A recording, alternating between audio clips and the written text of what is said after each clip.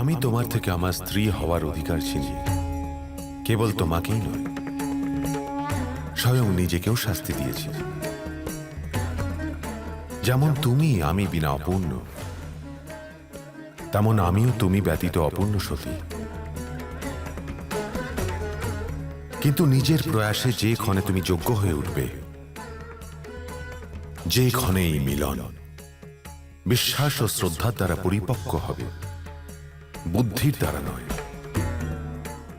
আমি তোমাকে এই অধিকার ফিরিয়ে দেব সতী। হ্যাঁ সতী, তোমার আদিশক্তির বোধ অনিবার্যভাবে আসছে, আর তার জন্য আমি স্বয়ং তোমায় প্রস্তুত করব।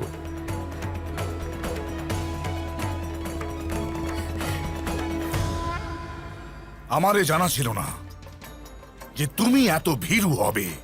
আমি ভীরু নই পিতাশ্রী। আপনি আমার কথা বোঝার চেষ্টা করছেন না কেন?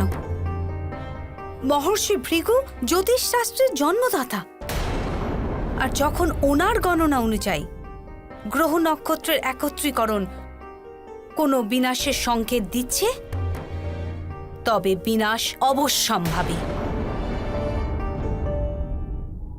যদি আমি পরিণামকে ভয় করতাম, তবে কি পার্থক্য থাকতো আমার আর এক সাধারণ মনুষ্যের মধ্যে? আমি সাধারণ মনুষ্য নই, আমি ব্রহ্মাদেবের পুত্র, সমগ্র সংসারের সংরক্ষক, প্রজাপতি দক্ষ। আমার মধ্যে সেই সামর্থ্য আছে যে আমি শিবের সম্মুখীন হতে পারি। শুধু সম্মুখীনই নয়, আমি তাকে পরাজিত করতে পারি। এ সংসারের সকল নক্ষত্র আমার ক্রোধের সঙ্গে অবশ্যই পরিচিত।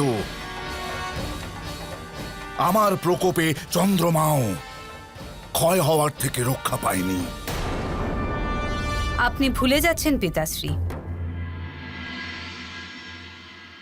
যে অভিশাপ আপনি চন্দ্রমাকে দিয়েছিলেন, সেই অভিশাপ থেকে নিষ্কৃতি মহাদেব ওনাকে দিয়েছিলেন। বিজয়া,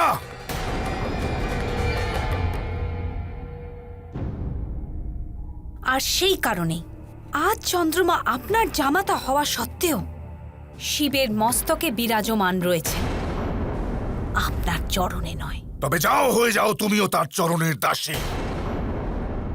সম্মিলিত হয়ে যাও তার ভূত পিশাচ ও গণের মধ্যে।